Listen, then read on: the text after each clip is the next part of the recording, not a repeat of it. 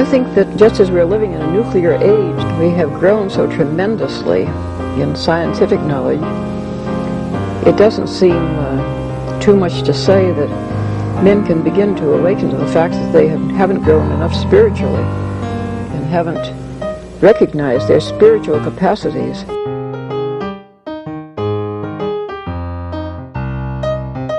Once something like eating is death, then you've struck at the very heart of life.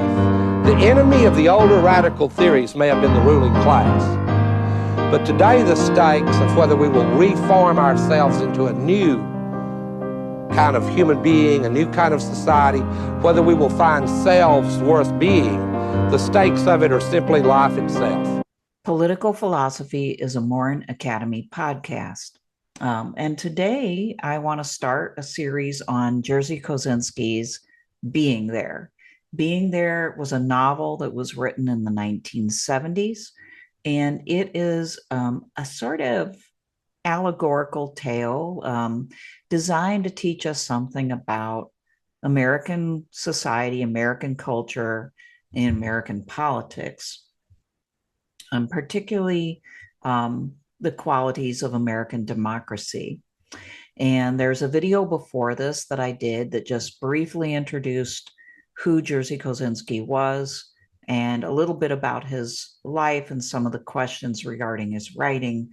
But as I said, this book really impressed me back when I was in college, and I still remain impressed by it.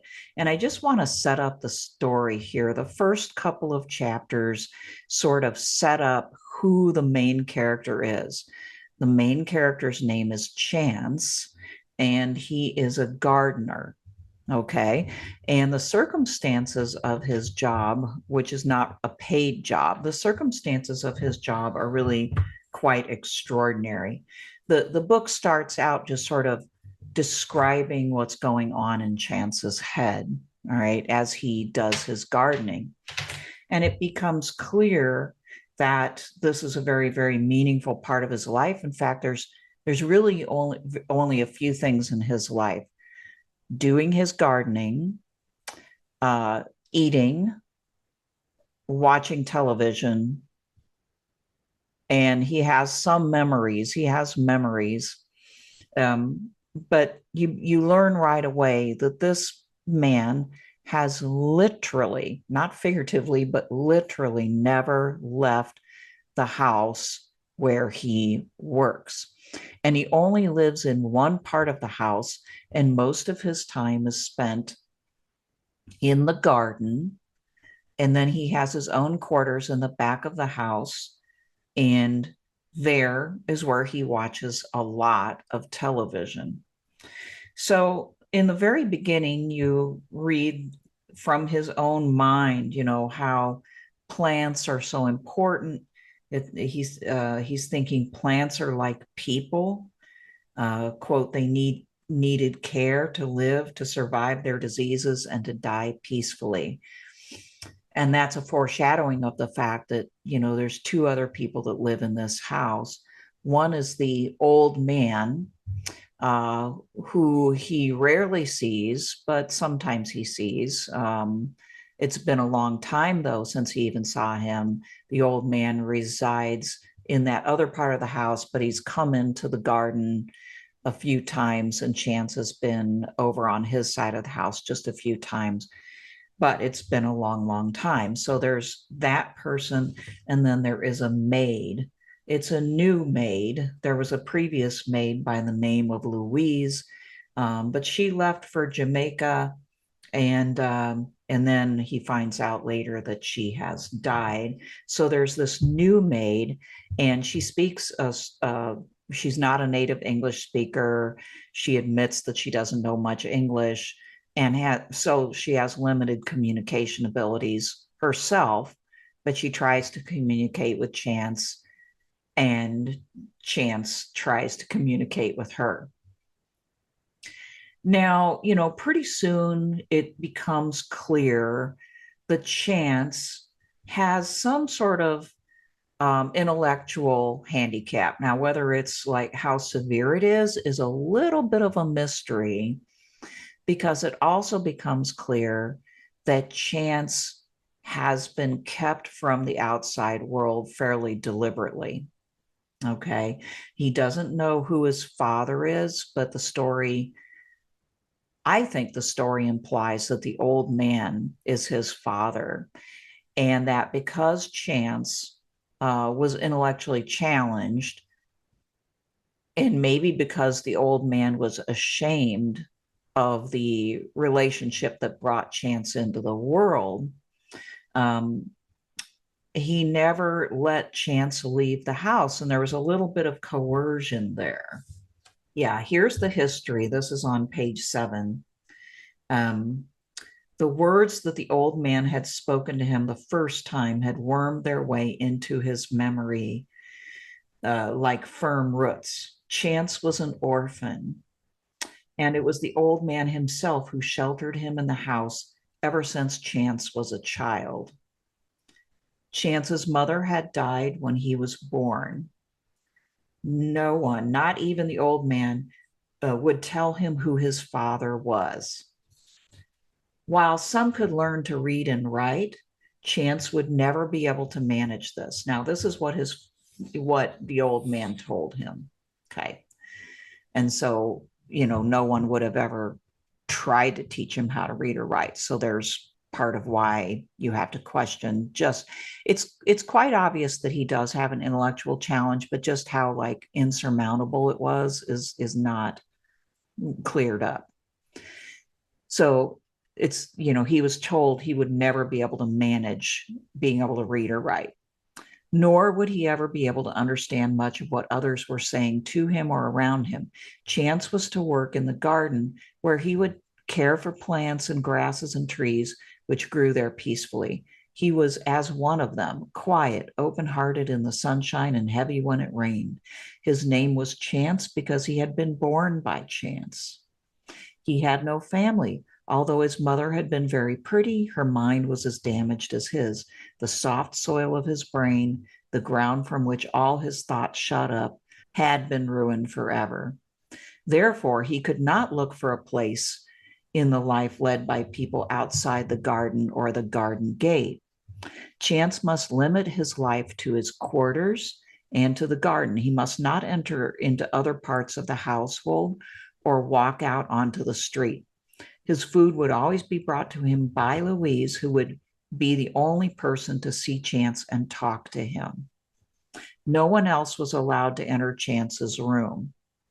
Only the old man might walk and sit in the garden. Chance would do exactly what he was told, or else he would be sent to a special home for the insane, where the old man said he would be locked in a cell and forgotten. And so it says that Chance did what he was told, and so did Louise.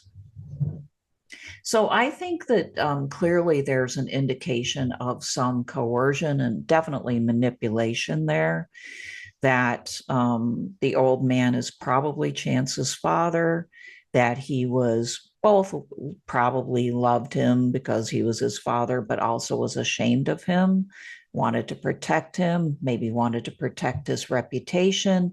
And so in the next chapter, it becomes really clear also that the old man never provided for Chance in any sort of legal way, because the next thing that happens is the new maid comes and gets him, takes him to the other end of the house where the old man is laying there dying. And she is going to, call the authorities and, basically get the ball rolling, because it looks, it's a little unclear, but it sounds like he already had died by the time Chance got there. Because he doesn't say anything, Chance is looking at the body, and then later on, he hears this commotion, and it's the body being taken away. And Chance doesn't emotionally react to this.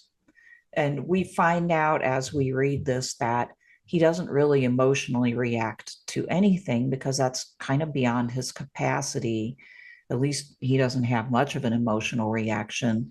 He just observes. And he learns this because of his television viewing. And he interacts with the television in a unique way, right? It's his world. It's the only way that he's ever seen the outside world, but it's kind of like he takes the television into himself and he relates to himself through the television. And he imagines that Louise or the old man or anybody else that he might meet, which he never has, um, would sort of view him like somebody watching television, and he would do the same.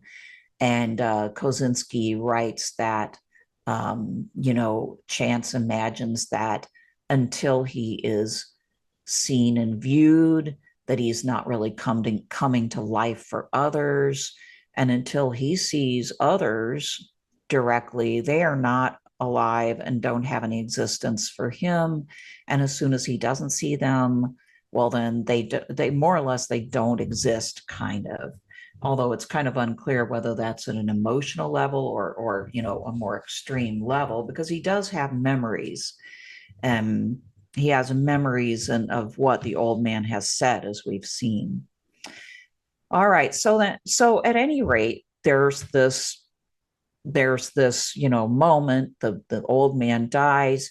It's a crisis, even though Chance doesn't really see it as such because of his limited capabilities. But his life is about to change drastically. So there's kind of a normal day where the maid still brings him dinner and, he still gardens. But then pretty soon he gets a phone call, which would be a pretty rare thing. And a man's voice asks him to come and meet them in the other part of the house.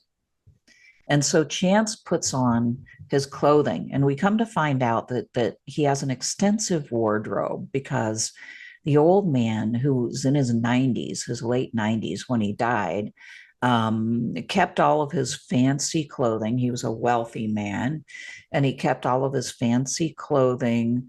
And he allowed Chance to have any of that clothing that he wanted to. So Chance had a very extensive wardrobe, it seems, or at least a nice wardrobe, full of old clothes from the 20s and 30s even, which somebody pretty soon in the story says have kind of come back into style and apparently make Chance look really distinguished. Okay.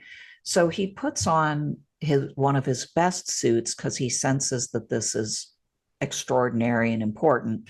And he meets these people, and it's a man and a woman. Okay. It's Thomas Franklin and Miss Hayes, his assistant. And they're basically from a law firm, and they've come to tell Chance, well, to try to figure out who Chance is, whether he has any claims on the estate whatsoever, what their obligation to him is. And they're not bad people. In fact, they really try to help him out, right? But they say, we don't have any record of your existence. And they try their very best. They say, hey, do you have any medical records? How long have you worked here, right? Does anybody else know how long you've been here? Dental records, anything. And Chance has never been sick. He's never gone to the doctor. Why? Because he's literally hardly had any contact with other human beings. He's never gone outside of the property. And the old man never employed him, never gave him any money. There's no governmental existence for Chance. He doesn't have a social security number. He doesn't have a driver's license. Nothing. And so he answers their questions as best he can, and they try as hard as they can to help him out. But at the end of the day, they basically have to say, well, we don't have any record of you. And they ask him to sign a document, which I would surmise is a document sort of quitting all sorts of claims on the estate, and Chance can't read or write. And he does try to pretend, like look at the document. He grimaces and he reads it, he tries to read, or no, he doesn't even try. He pretends to read it carefully by looking like he does because of what he's seen on TV. And then he says, I can't sign it.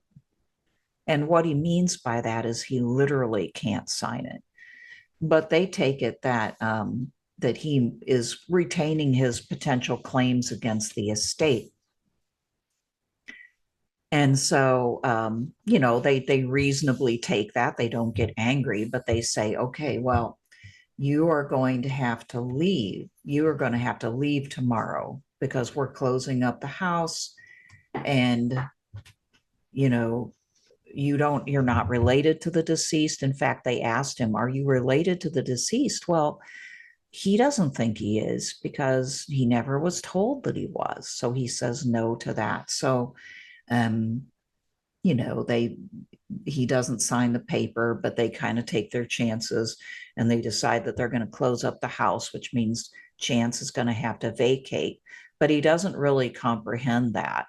And so, he takes their card that they offer him because they figure he's going to call them when he's boosted from the house. But he takes their card and he just walks away and throws it away and goes back to his room because there's a television show that he knows is going to come on pretty quickly. So basically, as soon as he leaves the room, he stops thinking about them and really maybe kind of stops thinking about the whole issue because the TV is going to turn back on. So, what we see so far is, okay, the central character, just to sum up, is intellectually challenged. He's been extremely sheltered. This may be a case of abuse, but more likely it's some sort of weird, lack of, it's kind of like probably unintentional abuse of some kind, but he's never been allowed to leave the house.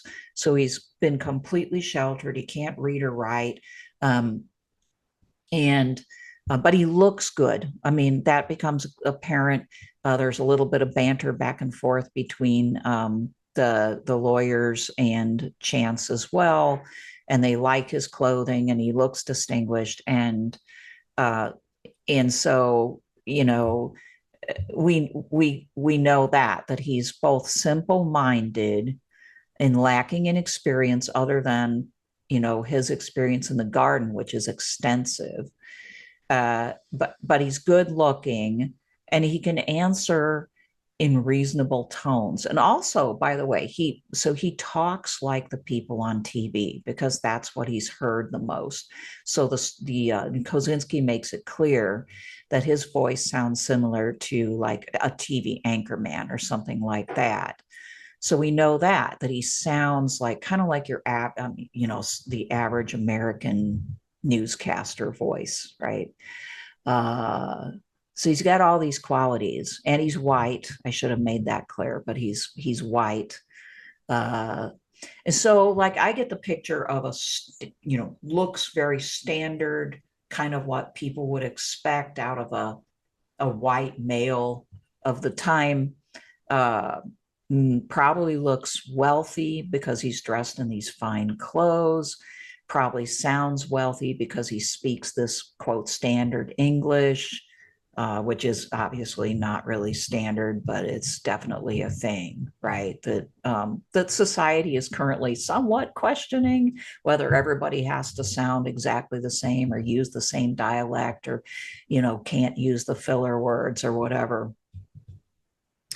So, so we know all that about Chance, and this is going to set us up for what happens after Chance leaves, because we now know Chance is going to have to leave one way or the other. It's going to happen pretty abruptly. He has nothing, okay? He has nothing, like no money, no ID, no car, doesn't know how to drive anyway, no other place to go, no friends, okay? So, but he is white, he's good looking, and speaks well, and is dressed well, and he knows a ton about gardening. So when he leaves the house, things become real interesting, real fast. It's comedic, uh, but it's also like very sad.